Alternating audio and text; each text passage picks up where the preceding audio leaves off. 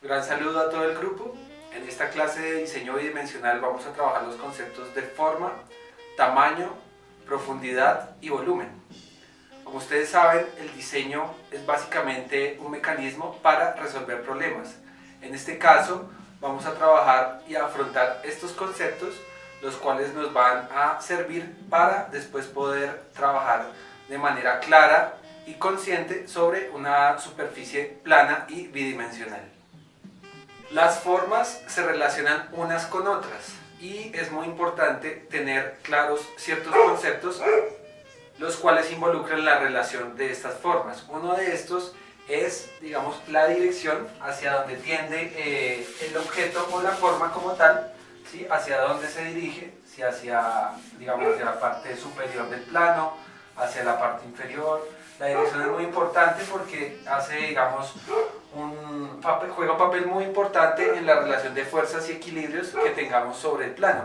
También es muy importante tener en cuenta la posición como tal de la forma que vamos a utilizar en todo el espacio, digamos. La posición, si ponemos un cuadro acá, ¿sí? O lo ponemos aquí, digamos que la posición también nos marca dentro de la composición un papel muy importante, y además la posición también nos puede estar diciendo algún significado que tengamos que decir en el ejercicio que estamos realizando, ¿sí? Entonces digamos que estas variantes, aparte de ser elementos conceptuales y formales, también son elementos que hay que tener en cuenta cuando desarrollemos de manera práctica nuestros ejercicios personales y nuestras búsquedas, ¿sí? También es muy importante tener en cuenta la espacialidad. La espacialidad acá vendría siendo todo el plano y cómo distribuimos esa espacialidad, y dentro de esa espacialidad cómo van a ir los objetos o las formas que vamos a determinar. El otro concepto que es muy importante tener en cuenta en la relación de las formas es la gravedad, ¿sí? Hacia dónde tiende la gravedad de las formas. Si yo hago algo muy etéreo, puede ser digamos una forma o unos círculos que están en la parte superior, ¿sí? Me alude como a cierta efervescencia y cierta ingravidez, ¿sí?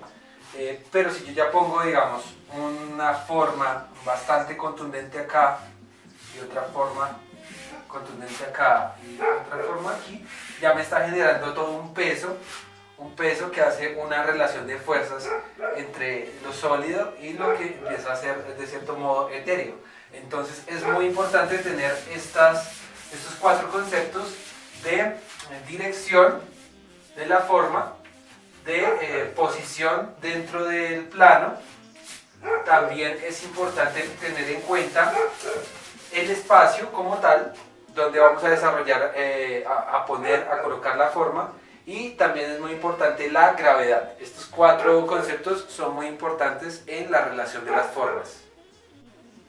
Hay también unos elementos prácticos de la forma. Es importante tener en cuenta también estos tres conceptos, que es la representación, el significado y la función. La representación es cuando nos enfrentamos a una forma determinada de la naturaleza y lo que hacemos es abstraer de forma muy particular y muy singular las características que para nosotros son relevantes, y es lo que terminamos plasmando sobre la superficie plana. El otro concepto muy importante es el significado, cuando digamos lo que hacemos o el objeto en sí va cargado de algún significado, ¿sí? De alguna relación, de algún contenido. Y también es muy importante la función, cuando de repente le imprimimos algún tipo de función a ese objeto dentro de la composición.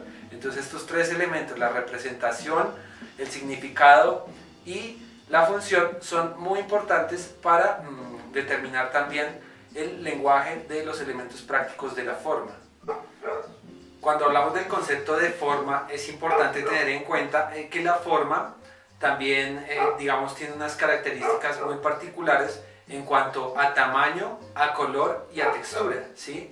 Entonces, cuando le vamos sumando cada una de estas características a la forma como tal, se va complejizando.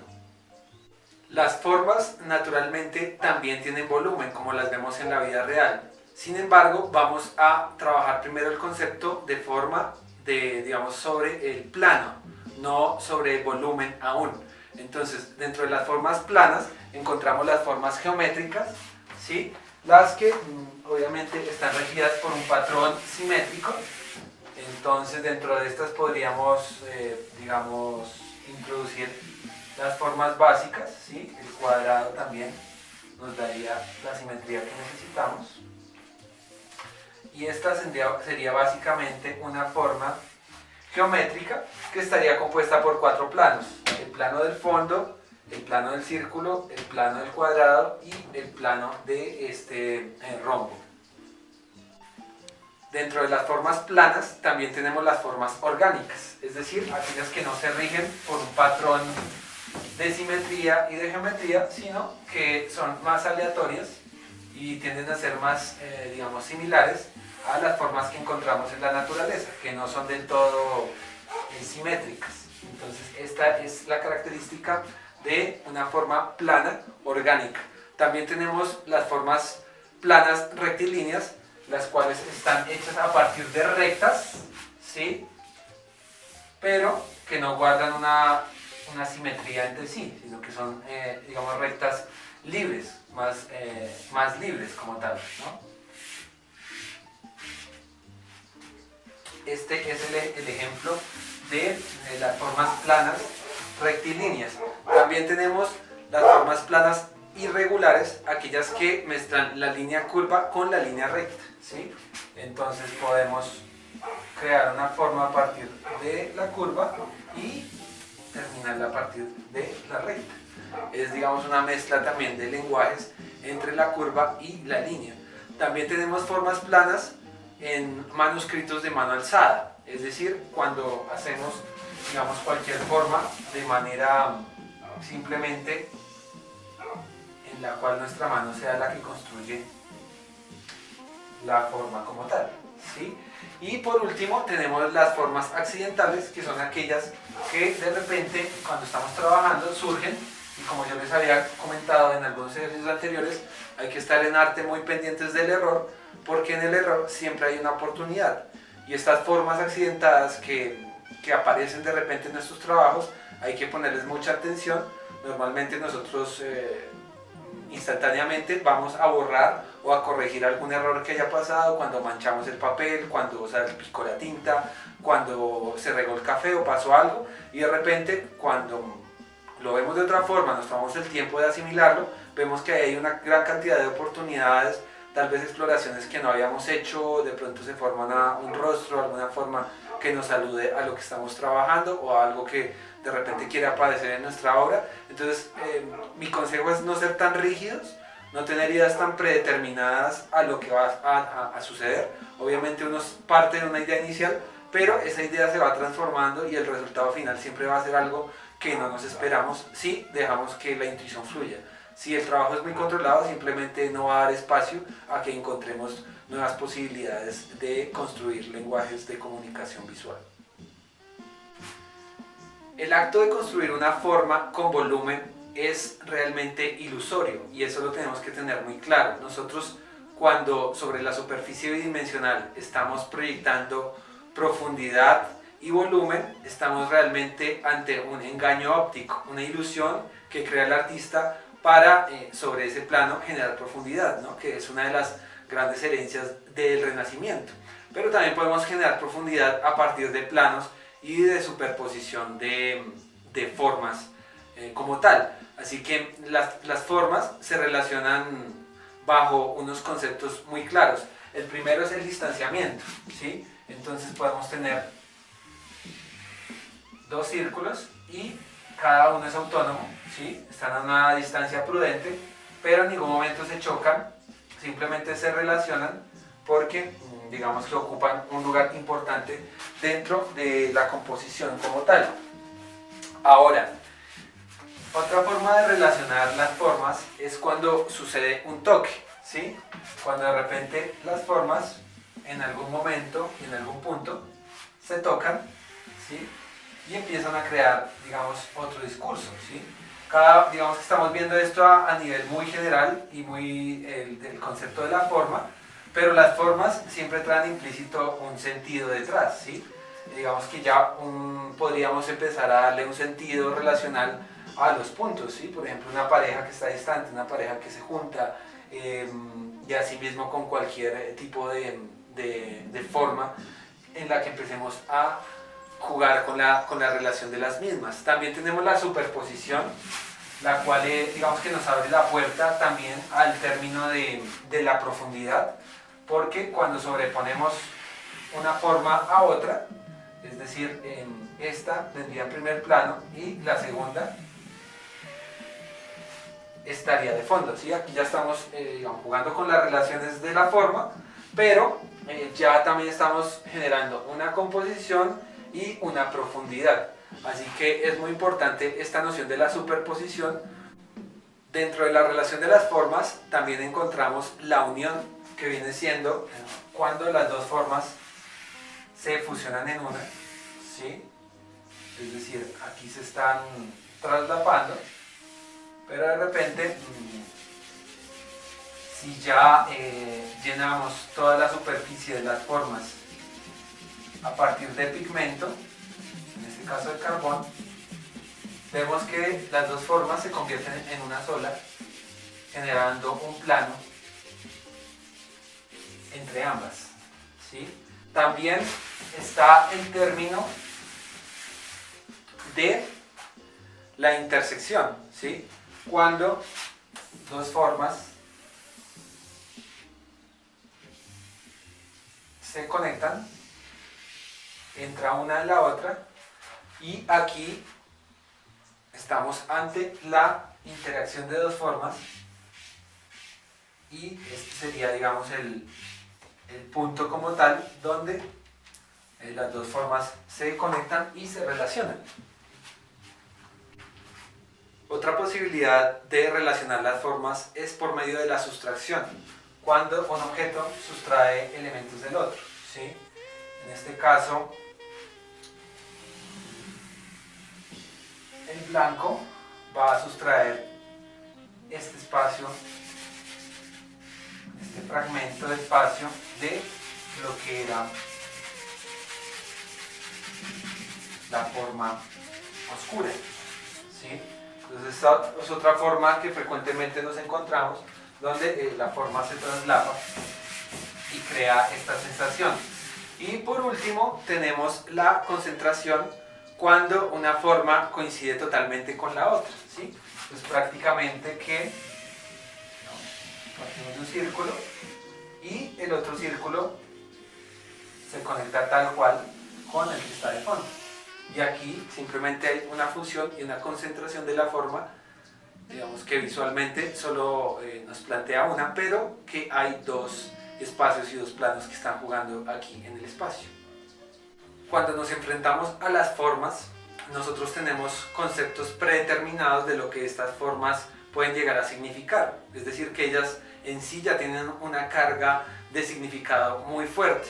Y esto varía de una cultura a otra. Es muy interesante ver cómo, por ejemplo, en la China pueden llegar a tener, o en India pueden llegar a tener una noción muy diferente acerca del mismo objeto o de un concepto similar.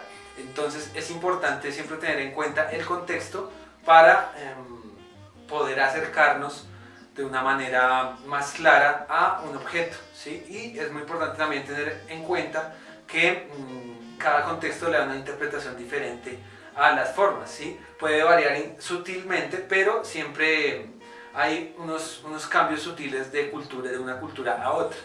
Entonces, dentro de lo que estamos viendo, vimos la forma, vimos la profundidad como tal, a partir de planos, que es cuando una figura puede traslapar a otra, ¿sí? Aquí ya estamos creando la profundidad. Vimos también el tamaño, como el juego de tamaños, en este caso, ¿sí? También nos puede hacer aludir a la profundidad, ¿sí? Traslapamos este, y aquí vamos poniendo cada vez uno más alejado, nos va creando esa sensación de profundidad. El tamaño es muy importante, ¿sí? En la forma, porque fíjense que a partir de planos, aquí no estamos usando ni la perspectiva ni el volumen, a partir de planos estamos construyendo una profundidad espacial. Entonces digamos que también podemos recurrir a este tipo de herramienta cuando queremos crear profundidad, no simplemente a la perspectiva, sino también digamos, al traslape de objetos y de planos básicamente uno tras otro. Esto nos va creando profundidad. Si le ponemos también color ya, el color obviamente nos va a ayudar también en sus gamas y en sus tonalidades a generar juegos de profundidad a partir de planos, sin tocar todavía el concepto de volumen como tal.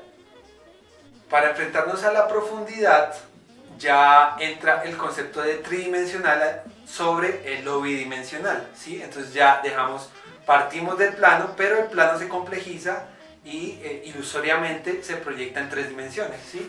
Entonces tenemos por ejemplo el cuadrado, ¿sí?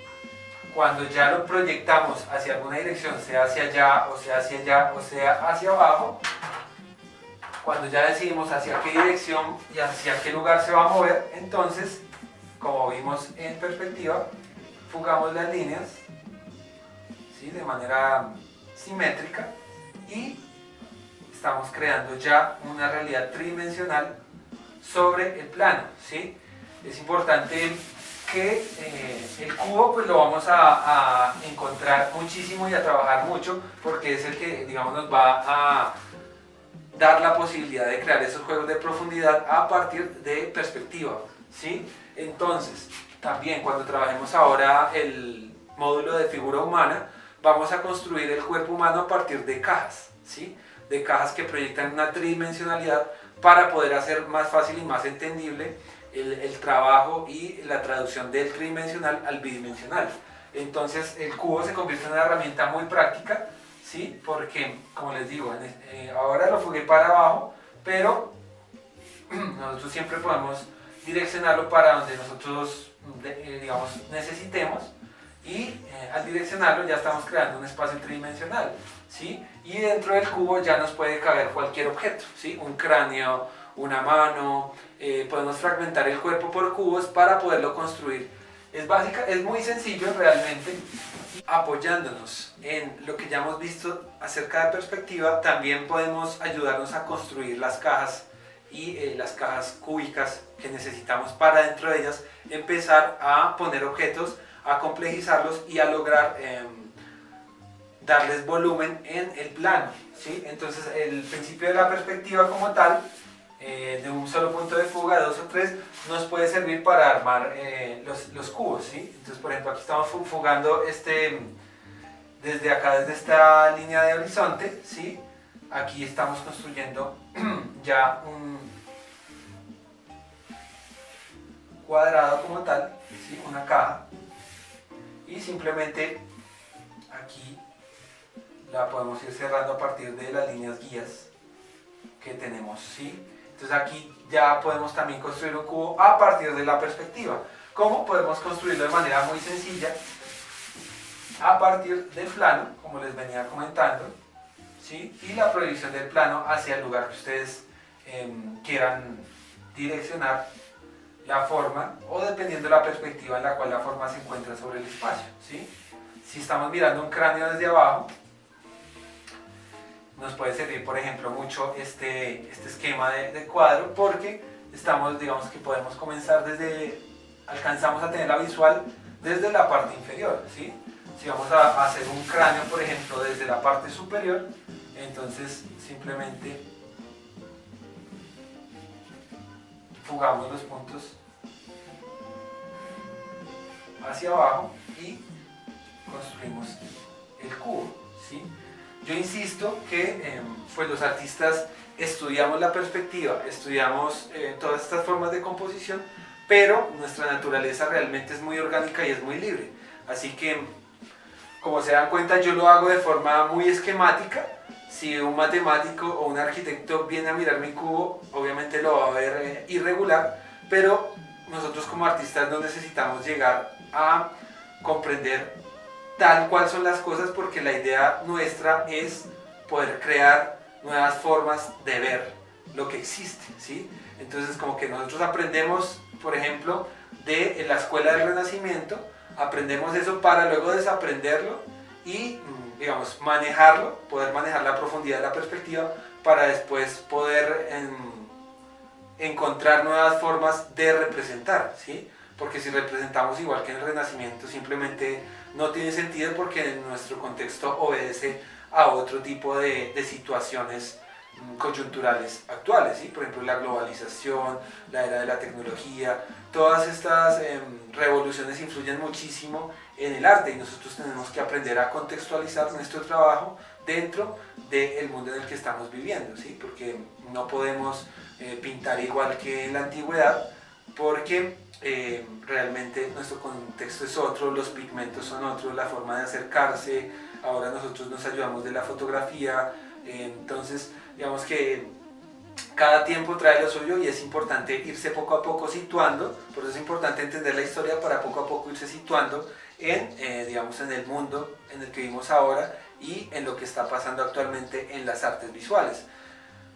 Y siempre es muy importante tener claros estos conceptos porque son conceptos que atraviesan todos los medios y las técnicas de la plástica, ¿sí? La forma nos la vamos a encontrar en la fotografía, la vamos a encontrar en el dibujo, en la pintura, en el video, en el performance, en el arte sonoro, etc. Entonces son conceptos que son transversales a las artes y que nos vamos a encontrar cada tanto y que es muy importante reflexionar en torno a ellos y cada uno ir creando un concepto claro de lo que significa cada uno de estos métodos para poder afrontar las artes plásticas y visuales. Así que les agradezco por participar de esta clase, espero que realicen el ejercicio práctico que se proponen las guías y nos vemos en la siguiente clase donde vamos a trabajar ya un tema de espacio y de estructura como tal.